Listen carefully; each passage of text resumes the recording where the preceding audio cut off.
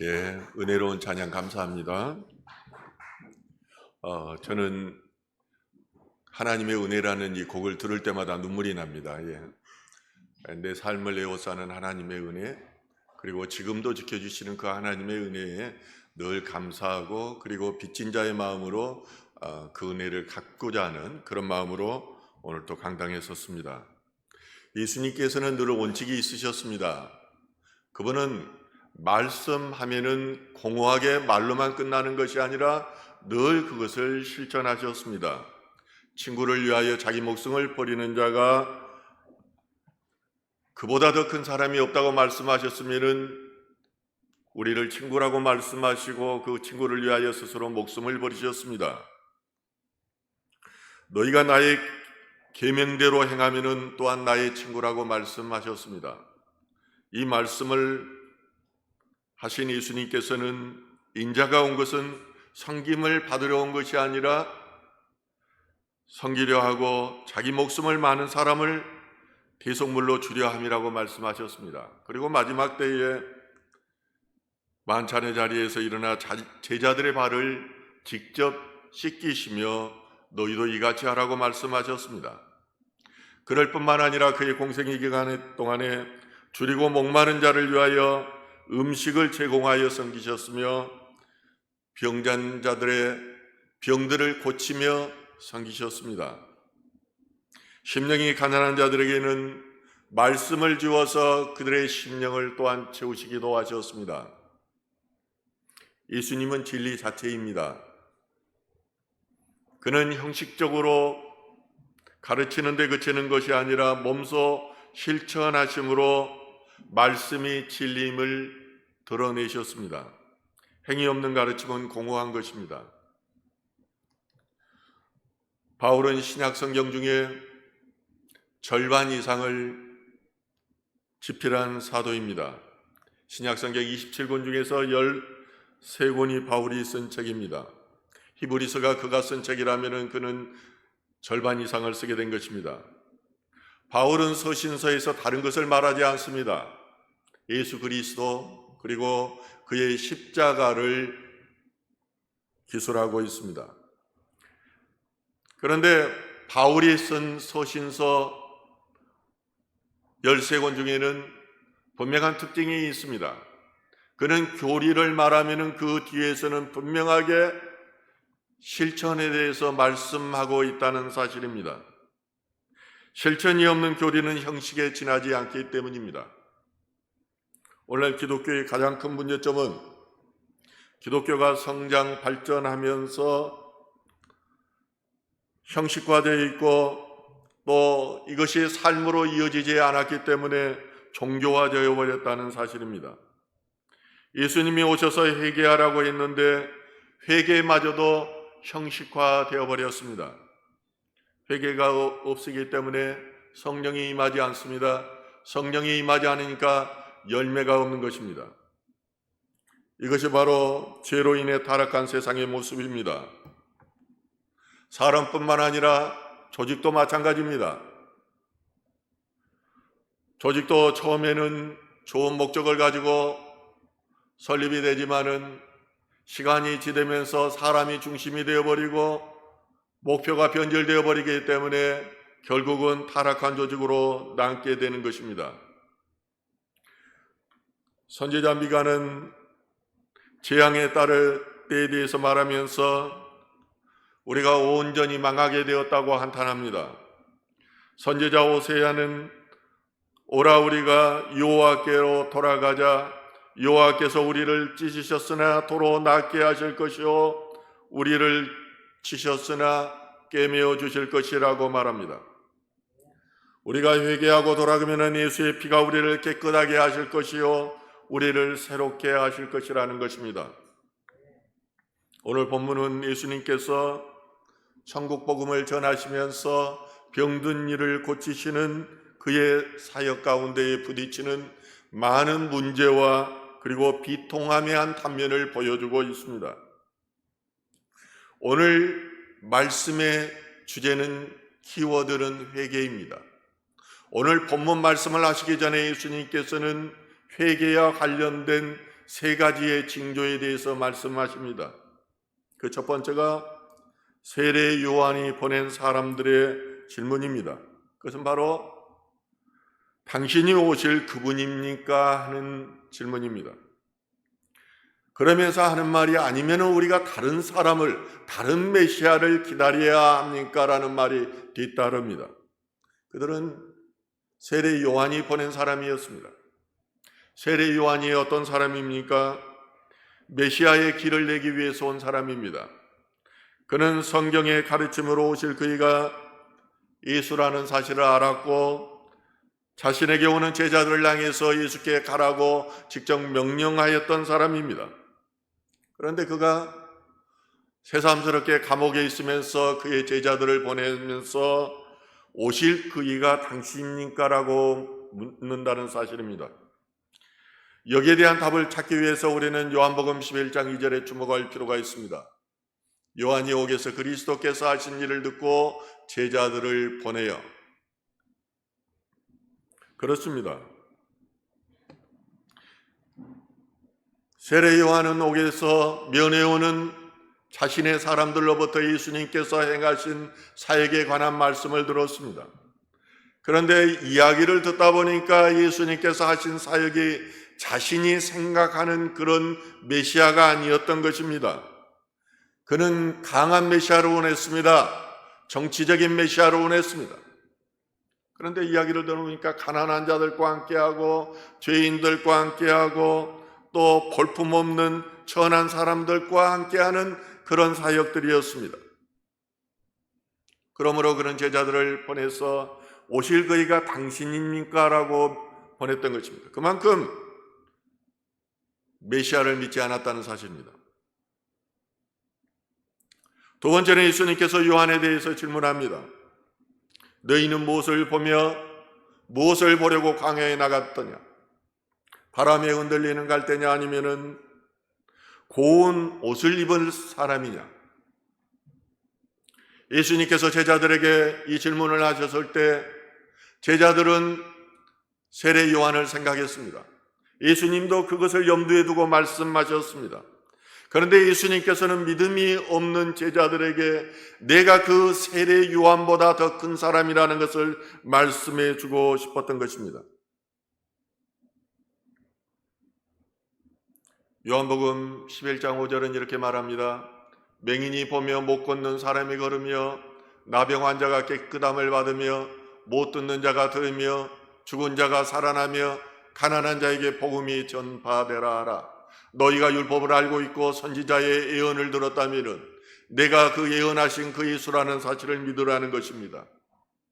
구약 성경은 모두 예수에 관한 말씀으로 가득해 있습니다. 어떤 학자는 323회가 예수에 대한 예언의 말씀이라고 말하기도 합니다. 어떤 사람은 192회라고 말하기도 합니다. 확실하게 증거된 것만, 명확하게 증거된 것만 해도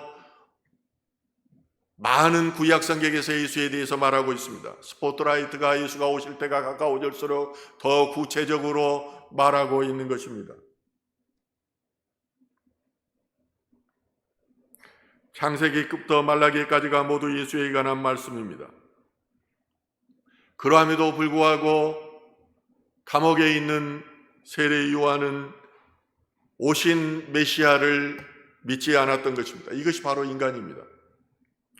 선악과를 따먹는 인간은 자신이 지은 하나님을 향해서 배반으로 계속했습니다. 그리고 믿지를 못했습니다.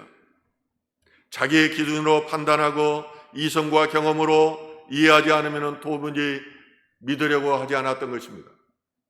마지막에 오늘 본문 말씀을 하시고 난 25절에 본문은 이렇게 말합니다.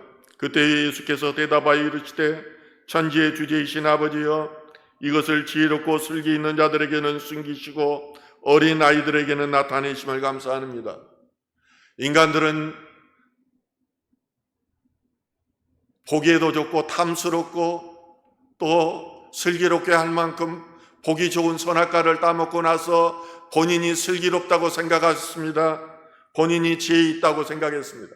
그러나 지혜와 슬기는 오직 하나님께만 있는 것입니다. 그렇기 때문에 자기의 지혜로 판단하는 것입니다. 그러나 어린아이들은 그렇지 않습니다. 그 안에 죄성이 더 적기 때문에 말씀하면은 믿는 것입니다. 마태복음 11장 16절과 7절은 이렇게 말합니다. 이 세대를 무엇으로 비유할까? 비유하건대 아이들이 장터에 앉아 제 동물을 불러 이르되 우리가 너희를 향하여 피를 벌어도 너희가 춤추지 않고 우리가 슬피 울어도 너희가 가슴을 치지 아니하였다함과 같도다. 예수님께서는 유대인들의 불신앙을 이렇게 표현합니다. 요한이 와서 먹지도 않고 마시지도 않자 사람들이 그를 귀신이 들렸다고 말하는도다. 그런데 인자가 와서 이제 먹고 마시자 그들이 말하기를 보라 먹는 것이 욕심이 많은 먹보요 포도주를 좋아하는 것이 술꾼이요 세리들과 죄인들의 친구라고 말한다는 것입니다. 이러한 유대인들의 불신앙에 대해 세 번째 사건으로 오늘 본문이 소개되고 있는 것입니다. 그것은 당시 예수님께서 가장 권능을 많이 행하신 그 고울들을 향해서 내가 회개하라고 말하였지만 너희들이 회개하지 않는다고 강조한 것입니다. 그러면서 오늘 본문 21절은 말합니다.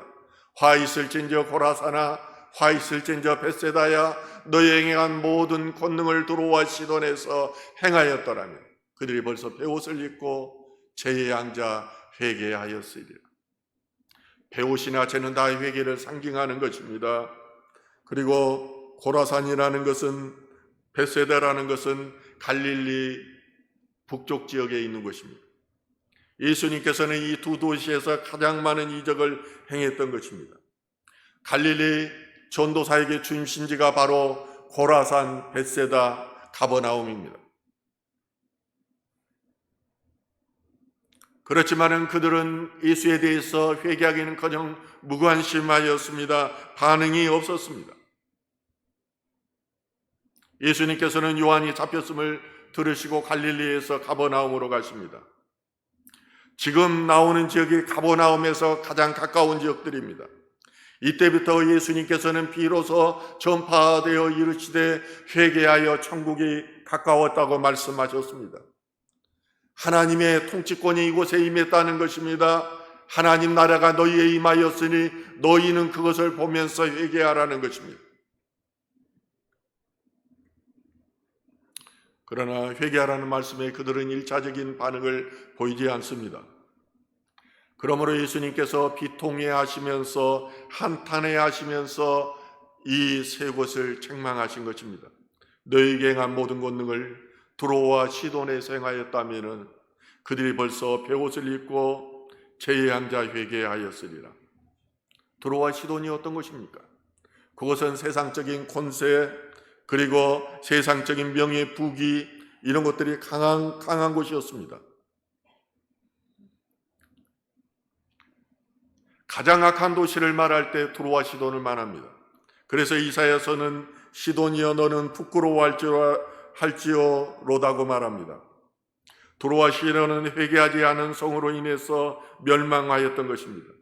예언자 요엘은 두로와 시돈에 대해서 예언하기를 너희가 내 은과 금을 빼앗고 나의 진귀한 보물을 너희 신전에서 가져갔으며 또 유다 자손과 예루살렘 자손들을 헬라 족속에게 팔아서 그들의 영토에서 멀리 떠나게 하였음이라고 말합니다.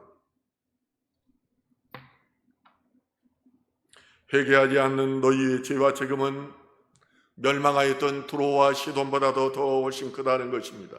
심판날에 너희들의 그러한 징벌의 무게가 두로와 시돈에 내렸던 것보다 더 무거울 것이다. 그래서 너희가 더 견디기 어려울 것이라고 말하고 있는 것입니다. 그리고 나서 이제 다음 지역인 가버나움을 향해서도 똑같은 책망을 하고 있는 것입니다. 만일 예수님께서 내가 이런 권능을 소돔에서 행하였다면 소돔은 망하지 않고 아직까지도 존재하였을 것이라는 것입니다. 죄악의 상징인 소돔보다도 너희가 더 회개하지 않는 죄를 짓고 있다는 것입니다. 그러면서도 말씀하십니다. 가버나움아 내가 하늘에까지 높아지겠느냐 음부에까지 낮아지겠느냐. 결국 오늘날 하나님께서 책망하는 것은 그들의 교만입니다. 말씀을 받아들이지 않는 것이 교만입니다.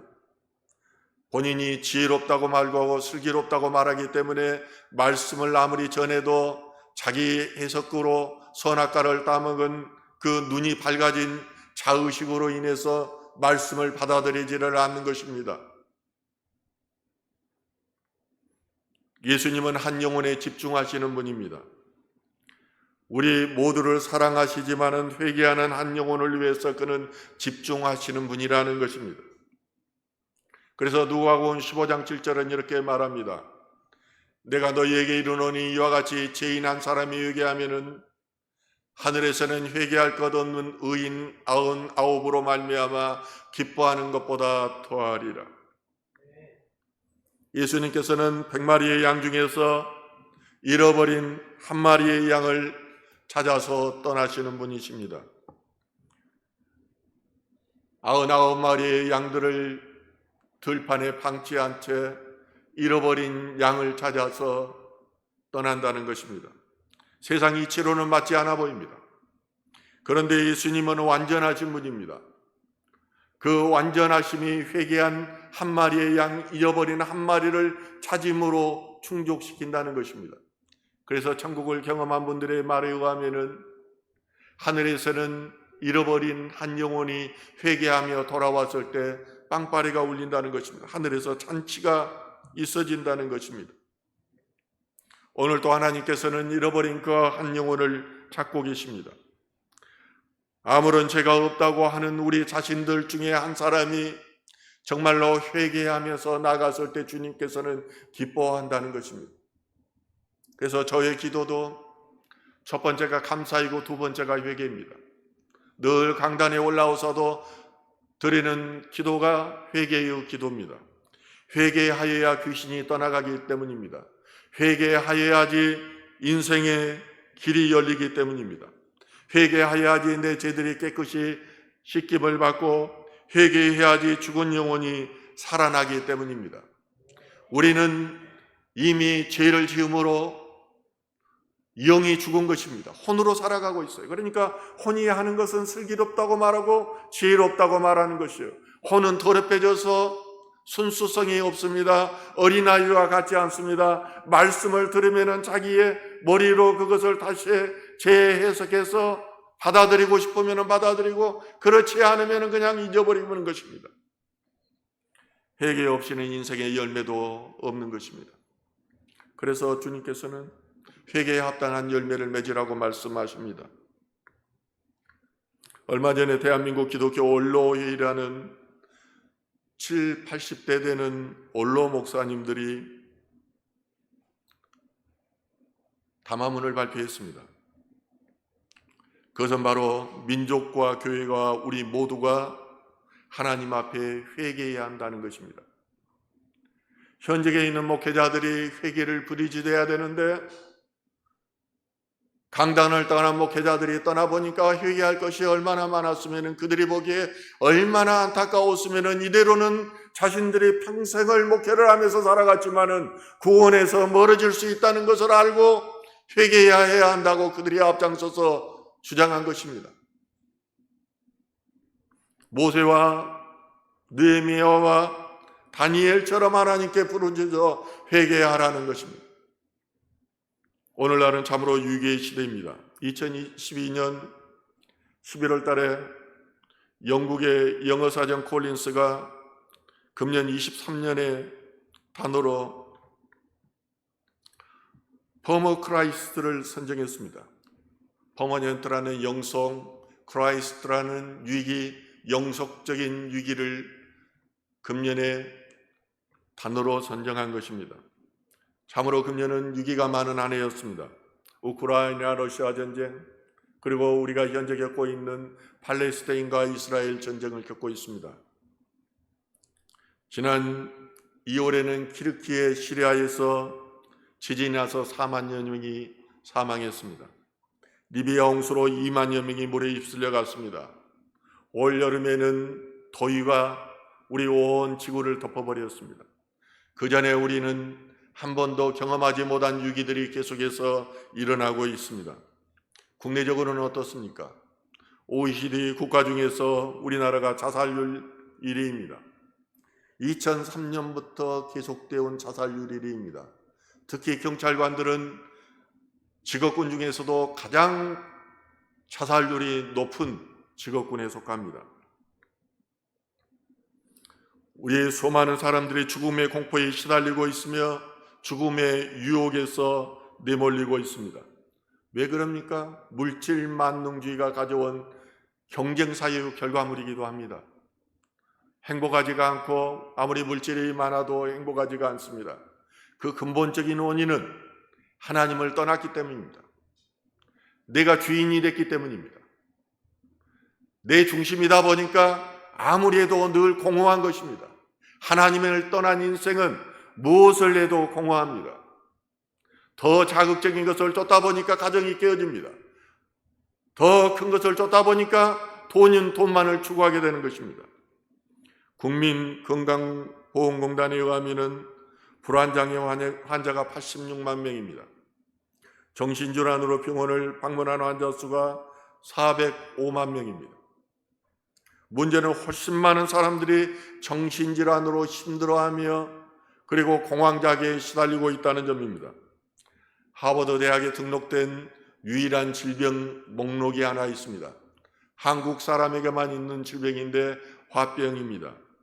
많은 사람들이 자신을 발산하지 못해서 화로 인해서 힘들어하고 있습니다.